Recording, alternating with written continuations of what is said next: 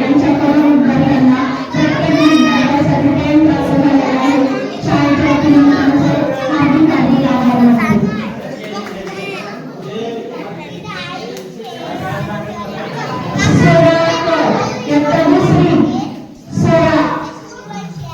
पुढे यायचे ही आमची सोळा सुद्धा खूप देवणी आहे आणि ती पण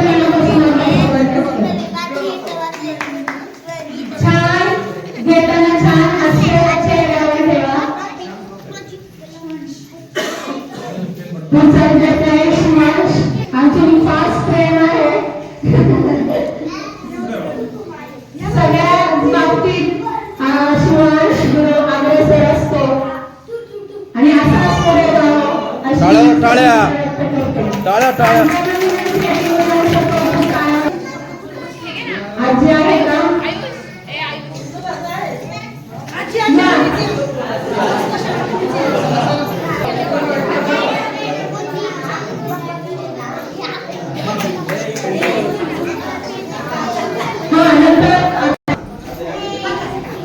आणि थँक्यू म्हणायचं घेतल्यानंतर.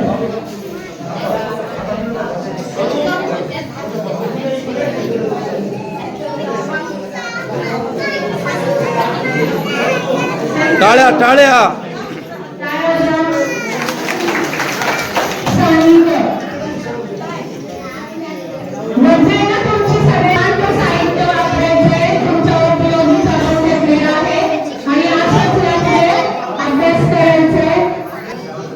त्यानंतर आयुष्कर आणि नंतर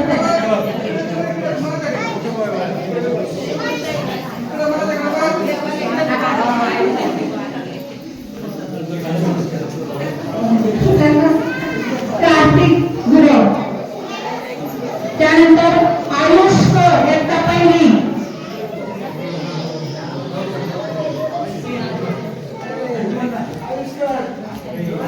आयुष्कर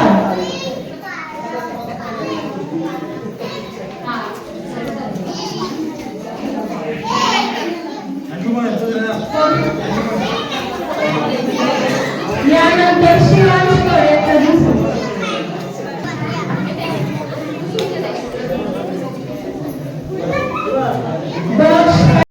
आयुष्कर एकटा तिसरी.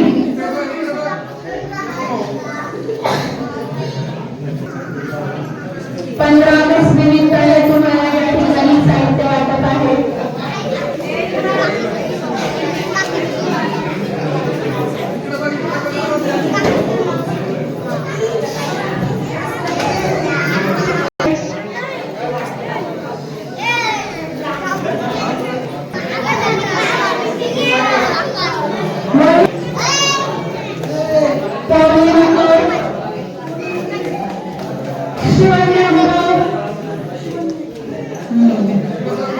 इकडं पण बघा एकदा. इकडं पण बघा. इकडं बघा एकदा.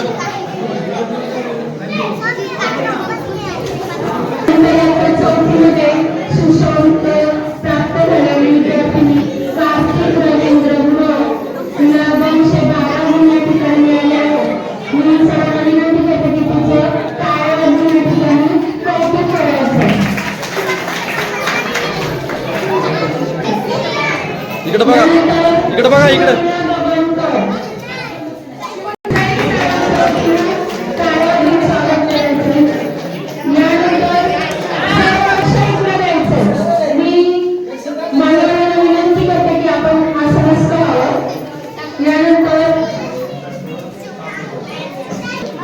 मार्गदर्शन करावं असं मी त्यांना विनंती करते.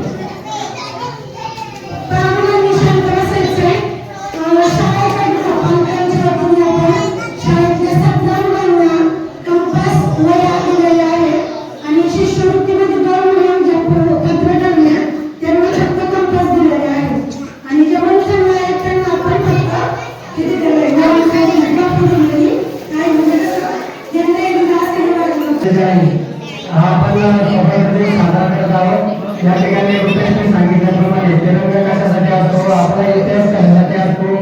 इतिहास यासाठी असतो की आपलं भविष्य उजवण्यासाठी इतिहास असतो.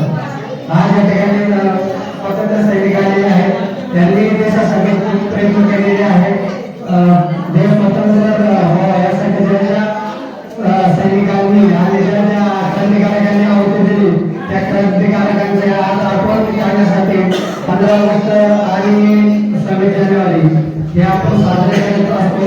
महागुणांची भाषण झाली.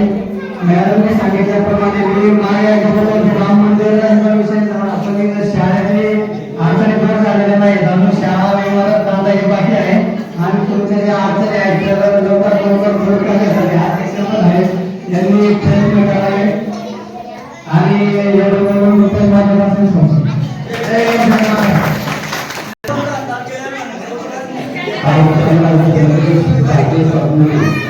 भारतीय स्वातंत्र्याच्या भारतीयांना आणि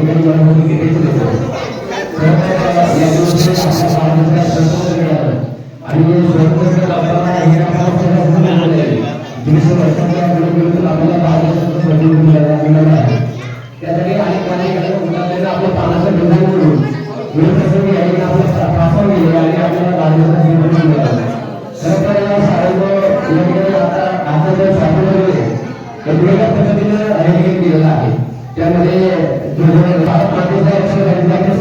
सैनिक आहे त्याच्यासोबत आपण बरेच केलं खूपच आहे आणि आपण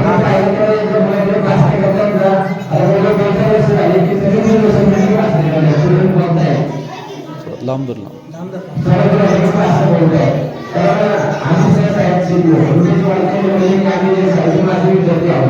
आम्ही सुद्धा ज्यावेळेस भाषण करायचे तर आम्ही पाहिजे करायचे किंवा आम्ही जे बोलायचे ते आपण समजलो.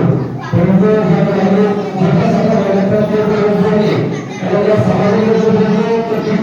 आणि असं मार्ग मिळत नाही तेव्हा पालकांना विनंती आपण इंग्लिश मीडियममध्ये शाळेत झाला परंतु ज्या आपण विद्यार्थी घालताय ते माझ्यासाठी वातावरण कसं दिले असते कारण आता सगळ्यांना समजायचं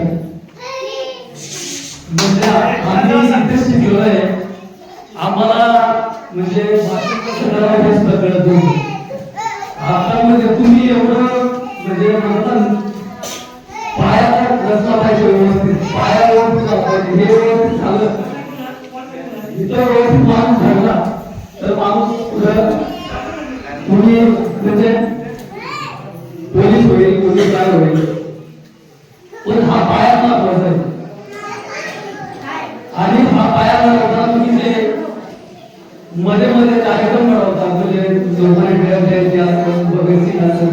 हे कळणं खूप गरजेचं आहे कारण की ही पिढी घडली पाहिजे जे आपण शिकता घडवलं पाहिजे आपल्या हुतात्म्यांनी जे बलिदान केलं हे विसरलं नाही पाहिजे कारण की पुढच्या काळामध्ये सुद्धा याची आपल्याला गरज आहे. हे जर घडले तर त्यांना कळलं आपल्या पूर्वजांनी काय केले तर यांना पुढे घडतील हे आणि सांगायचं तात्पर्य म्हणजे तुम्ही शिकवताना हे मध्ये जे असं मुलांना चॉकलेट देतात काही जर नंबर चालला काय केलं हे इतकं छान आम्हाला एवढं म्हणजे आवडतं मला म्हणजे त्याच्यामुळे मुलाला सुद्धा पुढे प्रेरणा मिळते बाबा आपण चांगलं शिकलं पाहिजे. त्याच्यामुळं हे जे कार्यक्रम तुम्ही घेत जा शाळा आमची कशी आम्ही थांबायचो त्याच्यामुळं हे जे कार्यक्रम नसतं म्हणजे इथून पुढे तुम्ही जे भावायचं काम करताय हे खूप चांगलं करताय एवढं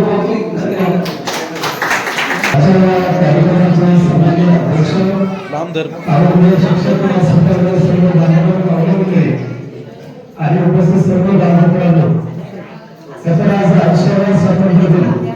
संपूर्ण देशभरामध्ये उत्साहाने थाटामाटाने साजरा संपन्न होते.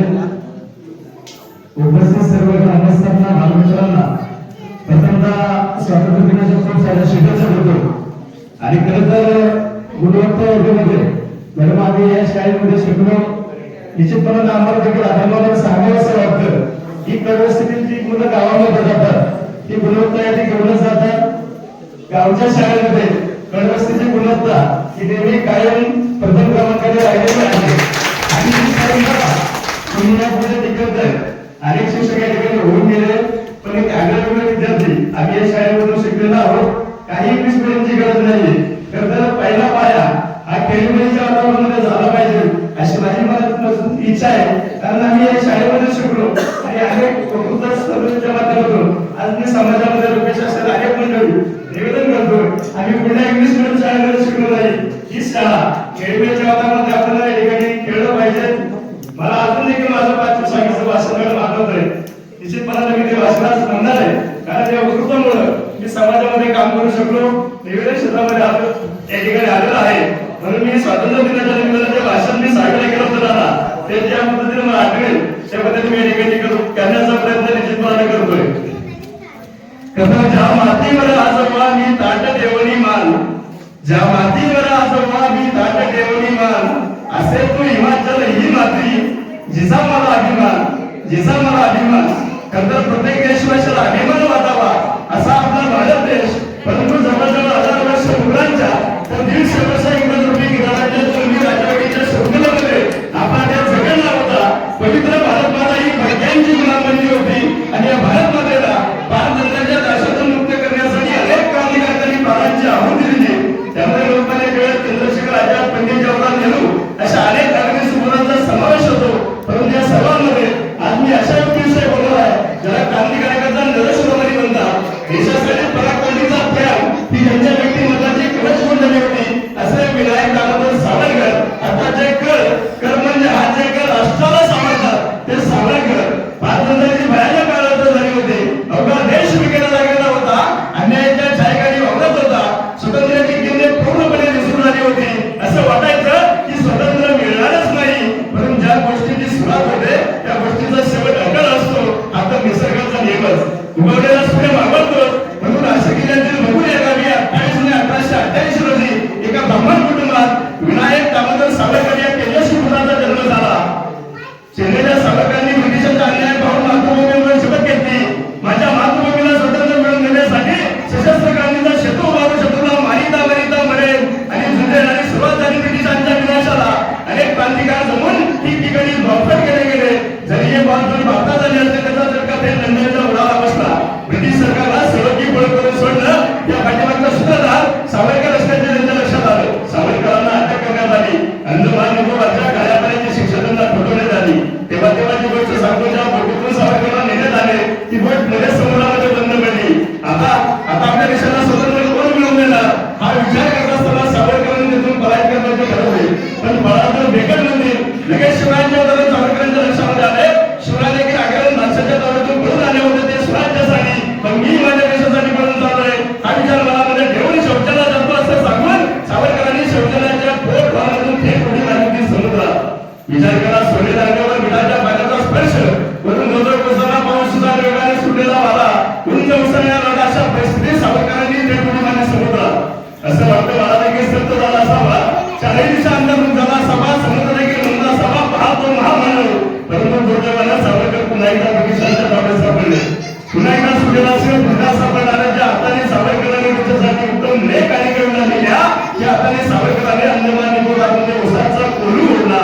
स्वर्गात स्वातंत्र्य प्राप्त झाले रक्त हे सांगावंच लागतं. युद्धभूमी रक्त ओळखायचं नसतं, ते काढायचं असतं आणि म्हणूनच समजलं जातं. सापविकारी देशधर्मीचा येई गेईचा वा अवचित काटवरी टकोरी गुरवणी कसाही देसावा. देशाला प्रगती बनवण्याचा असेल तर शिकून सगळे दोन अनेक प्रयोग केल्या पाहिजे. देशाने तुम्हाला काय दिले यापेक्षा देशासाठी तुम्ही काय केले अशा अनेक राष्ट्र क्रांतिकारकांचा रक्त सांगण्याचा परिणाम म्हणजे आपल्या देशाला मिळालेल्या प्रतिमा असे स्वतंत्र अशा या सर्व क्रांतिकारकांना मी शुभेच्छा कोटी कोटी प्रणाम करतो. शेवटी एकच म्हणे गरजा जय जयकार क्रांतीचा गरजा जय जयकार कशाचा आई